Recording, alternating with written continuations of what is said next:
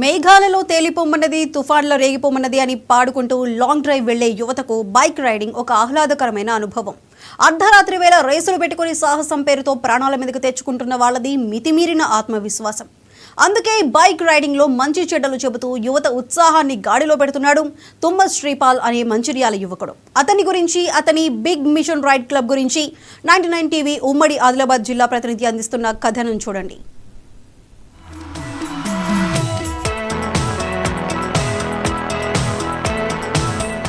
తెలంగాణలో ఒక మూలను విసిరేసినట్టుంటుంది మంచిర్యాల జిల్లా చెన్నూరు. ఆ ఊరి యువకుడు తుమ్మ శ్రీపాల్కు చిన్నప్పటి నుంచి బైక్ రైడింగ్ అంటే చాలా ఇష్టం. అందులో ఉన్న ప్రత్యేకతలన్నిటినీ ఆస్వాదించాడు. సాహసయాత్రలు చేశాడు. బైక్ రైడింగ్లో మెలకువలన్నీ నేర్చుకున్నాడు. 2019లో మహారాష్ట్ర మొత్తం తిరిగాడు. 2019లో నేను స్టార్ట్ చేసింది మహారాష్ట్ర స్టేట్ని ఎక్స్ప్లోర్ చేయడం జరిగింది. ఈ మహారాష్ట్రలో ఉన్నటువంటి ప్రకృతి నేచర్ని, అదేవిధంగా అక్కడ ఉన్నటువంటి కొన్ని 2 జ్యోతిర్లింగాలను, అదేవిధంగా మరియు గోదావరి పుట్టిన స్థలమైనటువంటి నాసిక్ని సందర్శించడం జరిగింది. మళ్ళీ అక్కడ ఉన్నటువంటి ఏదైతే ఘాట్స్ అయితే ఉన్నాయో వాటిని కూడా మేము సందర్శించడం జరిగింది. సో ఇలా వెళ్తూ మేము మానసికంగా మాకు ఇవి ఎందుకు పనిచేస్తాయంటే, మానసికంగా మనము ఒక సంతోషంగా ఉండడం కోసము ఇది చాలా పనిచేస్తుంది మనకు ఈ రైడింగ్ అనేది. అంతటితో ఆగకుండా వాటిని కొత్త తరానికి అందచేయాలన్న ఆలోచనతో 2019లో బిగ్ మిషన్ రైడ్ క్లబ్ ప్రారంభించాడు. బైక్ రైడింగ్ కేవలం వినోదానికే పరిమితం చేయడానికి శ్రీపాల్ ఇష్టపడడు. ప్రజల్లో చైతన్యం, అవగాహన పెరగడానికి తన విద్య ఉపయోగపడాలన్నదే అతడి ధ్యేయం. నాకు రైడింగ్ మీద ఉన్నటువంటి ప్యాషన్తో నేను ఒక రైడింగ్లో ఒక కమ్యూనిటీని స్టార్ట్ చేయడం జరిగింది. దాని పేరు బిగ్ మిషన్ రైడర్స్ క్లబ్. అయితే మా కమ్యూనిటీలో ఎలా ఉంటుందంటే, మాలాగానే ఎవరికైతే రైడింగ్ మీద ప్యాషన్ ఉందో వారిని మేము చేర్చుకొని వారికి మేము రైడింగ్లో ఉన్నటువంటి మెలకువలు కానీ స్కిల్స్ కానీ నేర్పిస్తూ వాళ్ళు సేఫ్గా రైడ్ చేయాలని మేము వాళ్ళని ఒక తయారు చేయడం జరుగుతుంది. అదేవిధంగా ఈ రైడింగ్ కమ్యూనిటీ నుండి మేము చాలా వరకు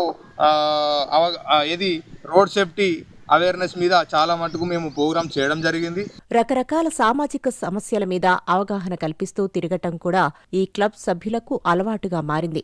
మహిళల మీద జరుగుతున్న దాడులను ఖండిస్తూ చెన్నూరులో బయలుదేరి తమిళనాడంతటా 4000 మైళ్ల మేర అవగాహన యాత్ర జరిపారు. దేశమంతటా తిరుగుతూ హెల్మెట్ వాడకపు అవసరం మీద అవగాహన కల్పించారు. మేము ఇప్పుడు దాదాపు ఎక్కువ యాక్సిడెంట్లు యువతకే అవుతున్నాయి. ఎందుకు అంటే వాళ్ళు పెడదారిన పడి అంటే ఒక బైక్ డ్రైవింగ్ మీద ఉన్న మోజుతోని వాళ్ళు స్పీడ్ వెళ్ళడం, అదుపు తప్పి కింద పడి చనిపోవడం కానీ, దెబ్బలు తాకడం కానీ మేజర్ ఇన్సిడెంట్ జరుగుతున్నాయి. సో ఇటువంటిని మేము కొన్నైనా నివారించడం కోసం మేము ఈ అవగాహన చదువులు చేయడం జరుగుతుంది. ఎందుకంటే మనము బైక్ హ్యాండిల్ పట్టుకున్నాము అని అంటే మన ఇంట్లో వాళ్ళందరూ గుర్తు రావాలి. మన అమ్మ, నాన్న, చెల్లి, అక్క, తమ్ముడు వీళ్ళందరూ మనము డ్రైవ్ చేస్తున్నామంటే మన కోసం వీళ్ళందరూ ఇంట్లో ఎదురు చూస్తుంటారు. సో ఏదన్నా ఇన్సిడెంట్, మేజర్ యాక్సిడెంట్ జరిగి మనం చనిపోతాను, మనకు కాళ్ళు చేతులు విరుగుతాను, మన ఇంట్లో వాళ్ళకు ఒక తీరని లోటు. సో ఇటువంటి జరగకుండా మేము ఇటువంటి అవేర్నెస్ కార్యక్రమాలు చేస్తున్నాం. 2019లో ఒకరితో మొదలైన బిగ్ మిషన్ రైడ్ క్లబ్లో ఇప్పుడు 50 మంది యువకులున్నారు. సురక్షితంగా బైక్ రైడ్ చేయటం మొదలుకుని అనేక మెలకువలు నేర్పుతూ వాళ్లను సాహసయాత్రలకు సిద్ధం చేయటం ఈ క్లబ్ లక్ష్యమంటున్నాడు శ్రీపాల్. ఇప్పుడు ప్రతి ఒక్కరికి మాలాగానే బైక్ రైడ్ చేయడం అంటే చాలా ఇష్టం.